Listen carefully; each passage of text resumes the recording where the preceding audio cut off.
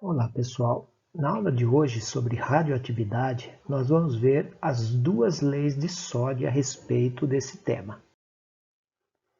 Na primeira lei de Soddy, ela diz respeito ao decaimento radioativo pela emissão alfa.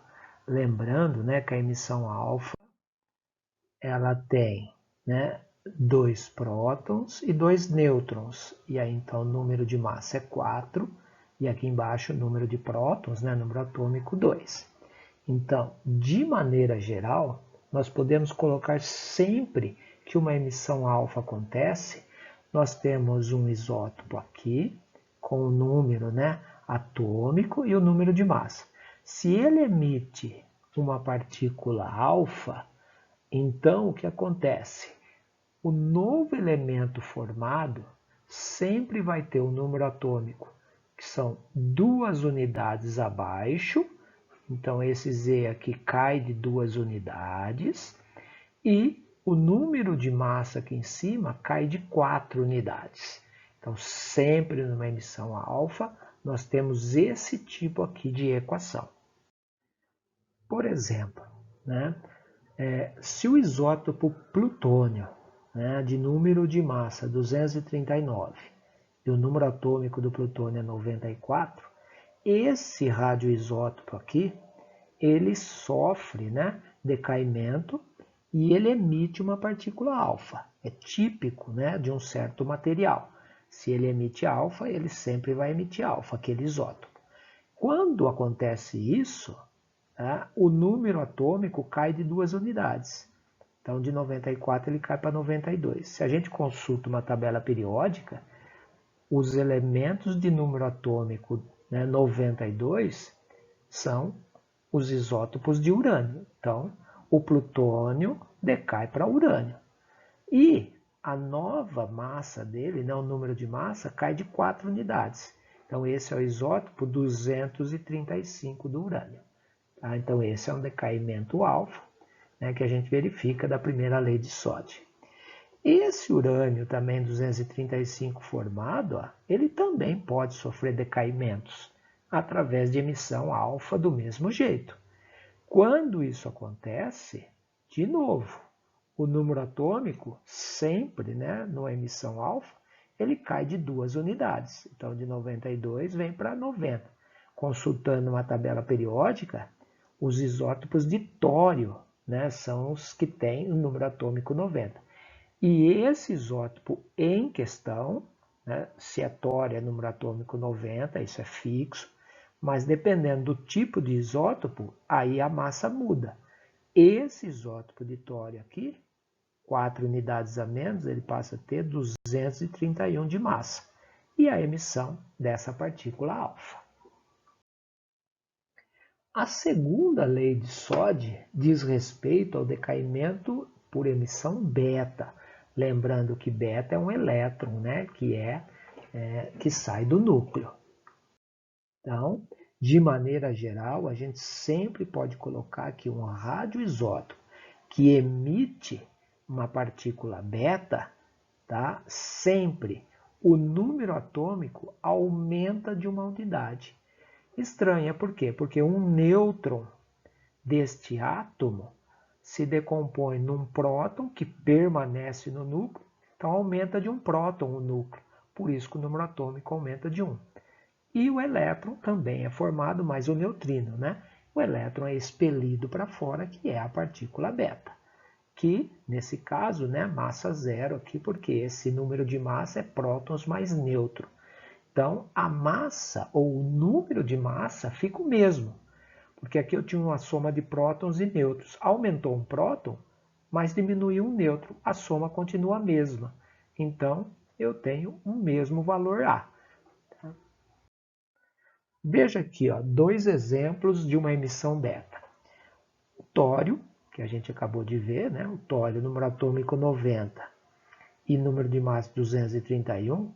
Esse tório aqui, ele pode sofrer decaimento emitindo uma partícula beta. Quando isso acontece, veja, aumenta em uma unidade o número atômico. Então, ele acaba se transformando no protactínio, né, o protactina que tem número atômico 91. Só consultar uma tabela periódica.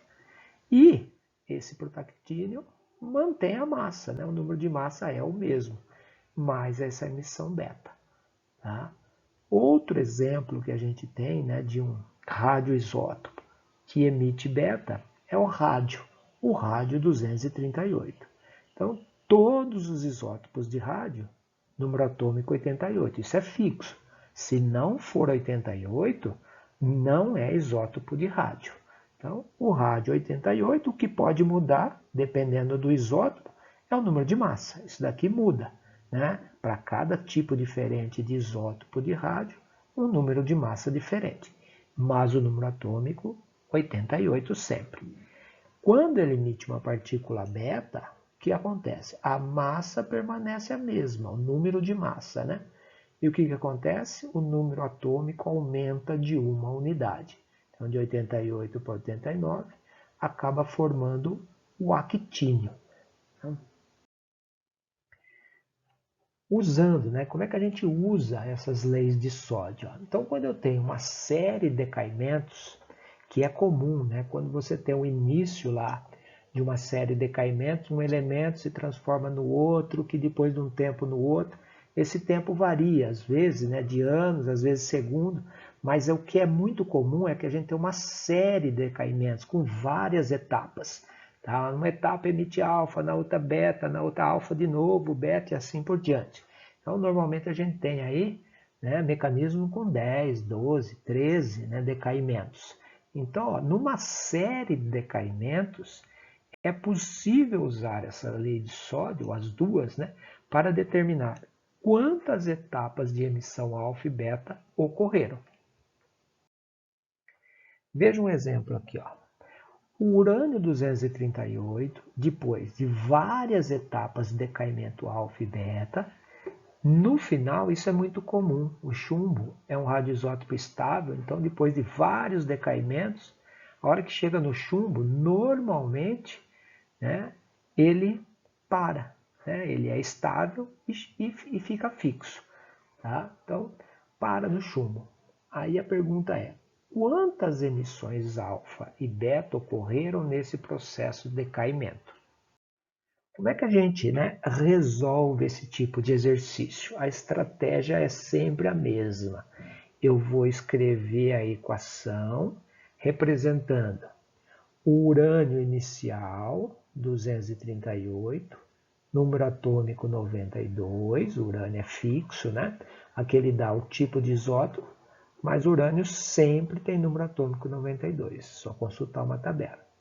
Depois de várias etapas, ele se transforma no urânio 206 e número atômico 82.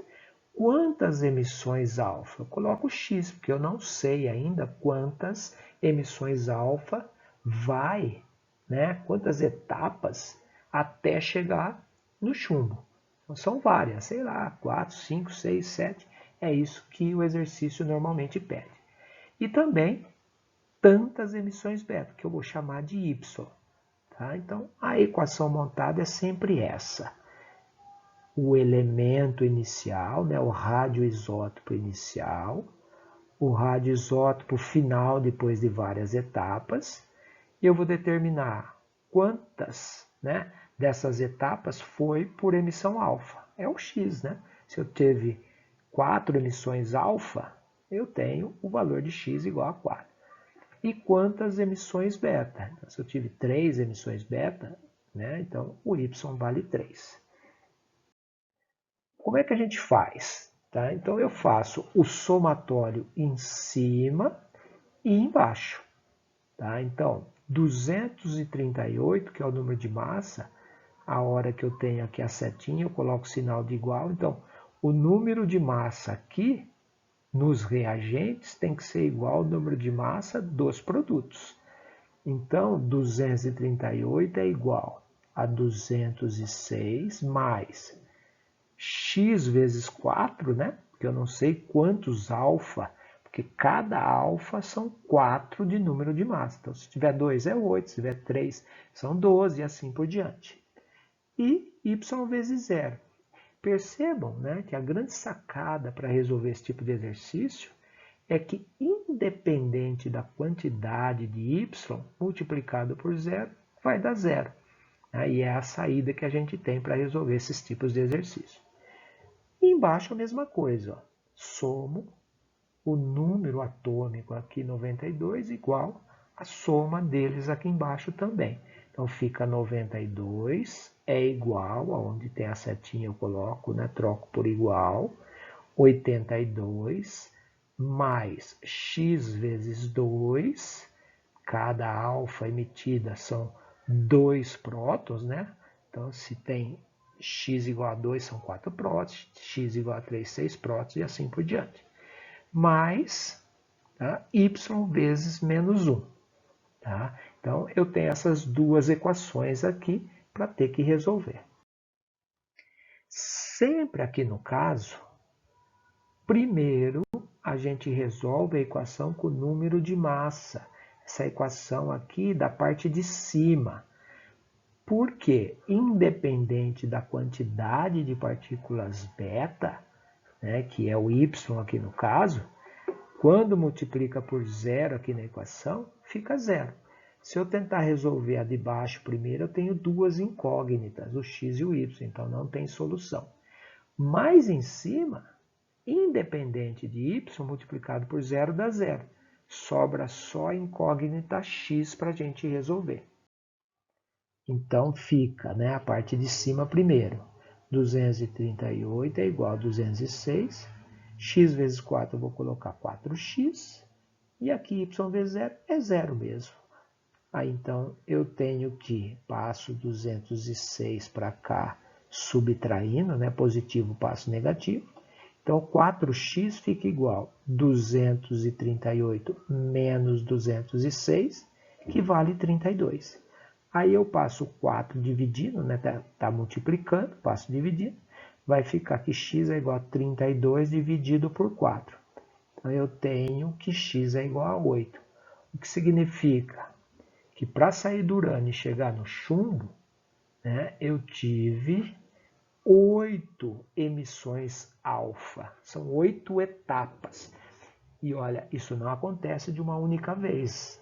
Tá? Esse tipo de exercício não pede que a gente descubra qual é a sequência, de que maneira aconteceu. Né? Teria que ter outros dados para poder resolver isso. Tá? Mas eu sei que em cada uma dessas etapas, o urânio ele não se transforma direto em chumbo. O urânio se transforma num elemento, depois em outro, em outro, em outro, e assim vai, até chegar no chumbo. São 8 etapas de alfa. Se a gente sabe quantas de beta, a gente já descobre isso já, né? Resolvendo agora de baixo, eu sei quantas etapas, né, houveram até chegar no chumbo final. Bom, sabendo o valor de x, aí eu posso trocar aqui embaixo, na equação de baixo. Se eu sei o valor de x, eu fico como incógnita só o y agora. Tá? Então eu posso resolver. Então é 92 igual a 82. Se o x vale 8, então 2 vezes 8 vale 16. Tá? E y vezes menos 1 dá menos y. Tá? Então aqui 82, 2 vezes 8, né? O valor de x dá 16. Eu somo aqui, tá? Dá 82 mais 16. Eu passo o menos y para cá, mais y, e o 92 para cá, negativo. Então fica 82 mais 16 menos 92. Fazendo essa conta, eu tenho que o y vale 6. O que significa que para o urânio sair de urânio e chegar no chumbo, foram 14 etapas. Em cada uma dessas, um novo isótopo foi formado. O tempo de cada uma dessas etapas é variado. Cada etapa tem um tempo aí para acontecer. Algumas são muito rápidas, outras um pouco mais lentas. Esse tipo de exercício a gente não tem como descobrir isso. E nessa sequência, se foi uma alfa, depois uma beta, 2, 3 alfa, depois uma beta. Fato é que depois de 14 etapas, né, emitindo alfa e beta, e nunca junto, né, ou um ou outro, o radioisótopo final estável é o chumbo. Tá? Então foram esses, né, foram essas, né, as emissões alfa e beta. E esse tipo de exercício normalmente pergunta isso, né? Quantas alfa, quantas betas? 8 alfa e 6 betas. Isso significa, então, o urânio 238, depois de 8 emissões alfa e 6 emissões beta, transforma-se no chumbo 206. São 14 etapas de decaimento. No entanto, isso não determina a sequência com que as emissões ocorrem. Sempre. Valeu, pessoal. Até a próxima.